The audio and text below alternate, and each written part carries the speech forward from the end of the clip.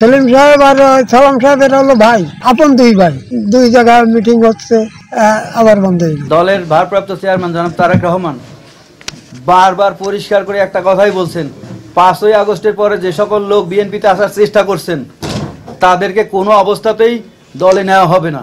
আর দলে আমাদের ওই সব লোকের জায়গা নাই। আমাদের দলে বিগত 16 বছর যারা রাজনীতির মাঠে ছিলেন, আন্দোলন করেছেন, জেল খেটেছেন, তাদের মূল্যায়ন করবেন, এই কথাটি বারবার আমাদের ভারপ্রাপ্ত চেয়ারম্যান বলে আসছেন, আপনারা দেখে আসছেন।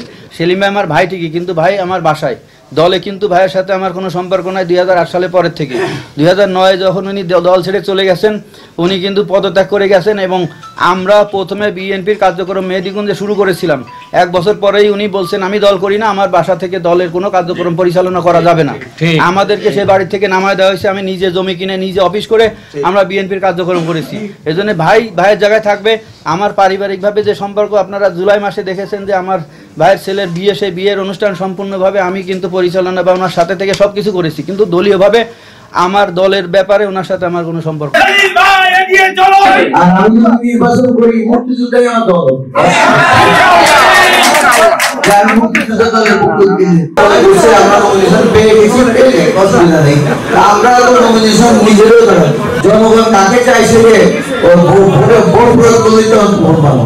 আমাদের প্রথমে অনুমতি বলছিল যে এই প্যান্ডেল খুলে ফেলার জন্য, পরবর্তীতে আবার নির্দেশনা এসে দোকানের থেকে, দোকানের মালিক বলতেছে যে খুলে না, ঘন্টাখানেক দেরি করো, পরবর্তীতে জানাচ্ছি যে প্রোগ্রাম হবে কিনা।